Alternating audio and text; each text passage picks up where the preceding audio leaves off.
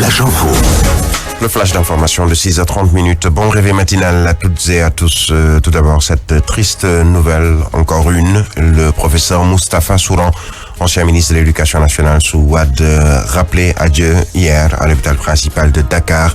Il était hospitalisé des suites d'une maladie, nous informons-on. Moustapha Souran était enseignant à l'université de Dakar. Il a été le doyen de la faculté des sciences juridiques de 1984 à 1999, puis recteur de l'université Cheikh Anta Diop de 99 à 2001.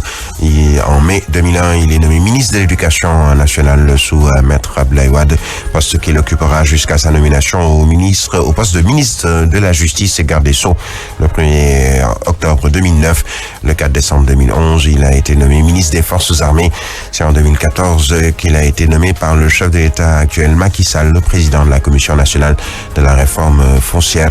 Le groupe des médias présente ses condoléances à la famille de Moustapha Souran, qui, je le rappelle, est également membre de la famille de Serigne Touba.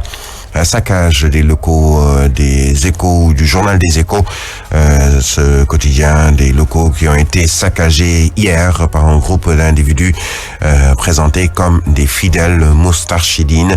En tout cas, une opération punitive après la publication d'une information par le quotidien faisant état de l'hospitalisation de Serigne Moustapha Sy, guide moral des moustarchidines pour cause de coronavirus. Les dégâts sont énormes. Les responsables du journal ont porté plainte. Une information publiée par le quotidien Les Échos qui a été démentie dans un communiqué signé du secrétaire national de la jeunesse du PUR. Ce dernier a revendiqué du coin de la bouche cet acte non sans proférer des menaces à l'encontre du rédacteur en chef du quotidien Les Échos, lui intimant l'ordre de casser sa plume sur tout ce qui concernerait le guide spirituel. Un communiqué signé Habib Ndiaye, mais qui laisse pantois le chargé de la relation presse du PUR. Joint au téléphone, ce dernier révèle que ce communiqué n'est guère officiel.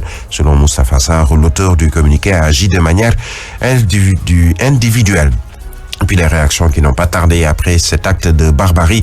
Le syndicat des professionnels de l'information et de la communication condamne cette attaque très indigné. Le chargé de la communication du Synpics estime que c'est toute la presse qui a été attaquée.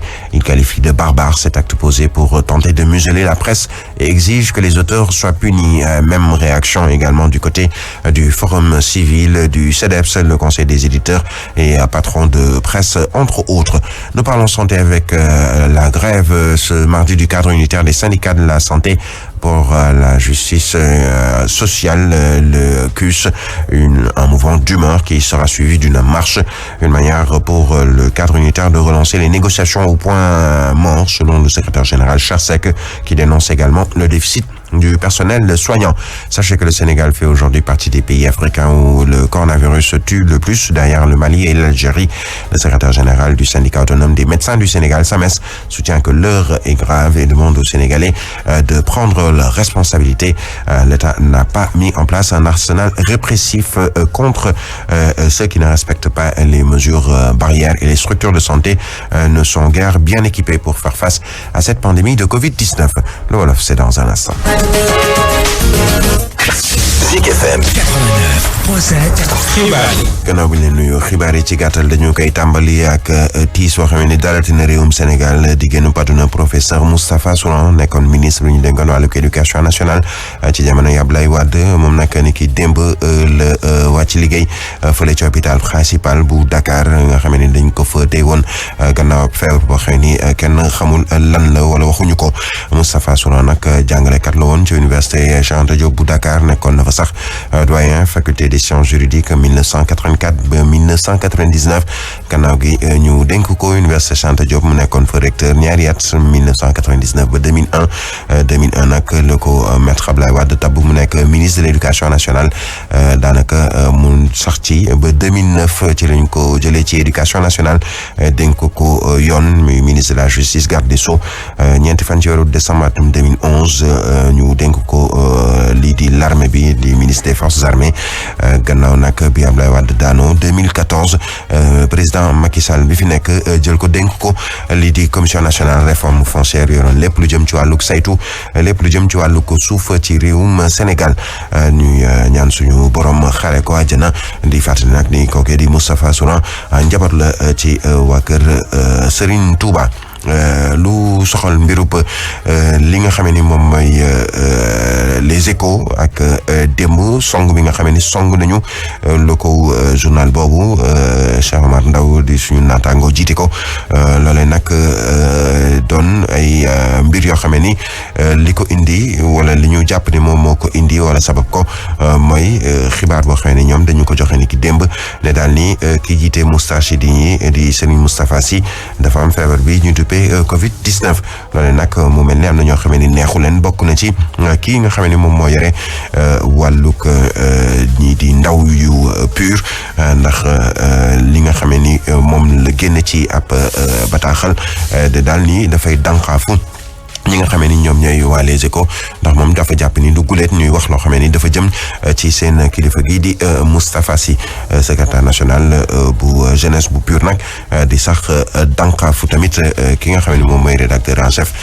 bu yéenekaay boobee ne ko nag na noppi lu ko mooy lu ko dal na jàpp ni wala lu leen dal na jàpp ni ci moom la jógee loolee nag di loo xamee ni kii di Habib Ndiaye moo ko bind waaye Moustapha Sarr mi nga xam ne moom mooy kii yore wàllug kaddu gi ca PUR ak relation presse nee na ni yooyu la kaddu jóge ci Habib Ndiaye moom dong moo ko sooke wala ci moom dong lay yem ndax déggoo ci ak kenn bind boobu mu ci bind tamit déggoo ci ak kenn te kon ñoom duñu mën a nangu wala ñu gàddu lépp loo xam ni kooke di Habib Ndiaye wax na ko.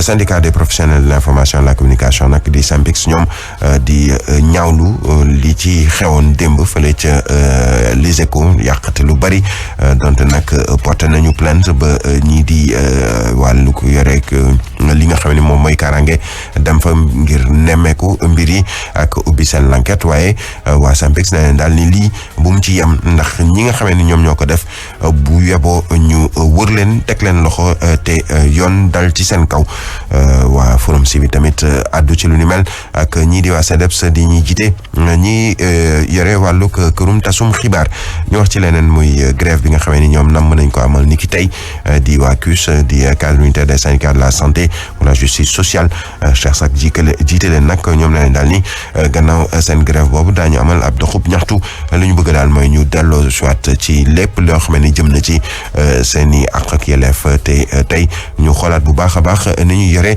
personnel soignant bi ndax ñoom dañoo nekk ci ay jafe-jafe faram-fàcce xibaar yi ci kanam incha allah 7 heures bu jotee ñu fas yéene ci ànd ak yéen ci kàllaamay tubaab Zik matinal di wéy Mami Samb Birahim Touré ak Chimère Diop ànd ceeg yéen.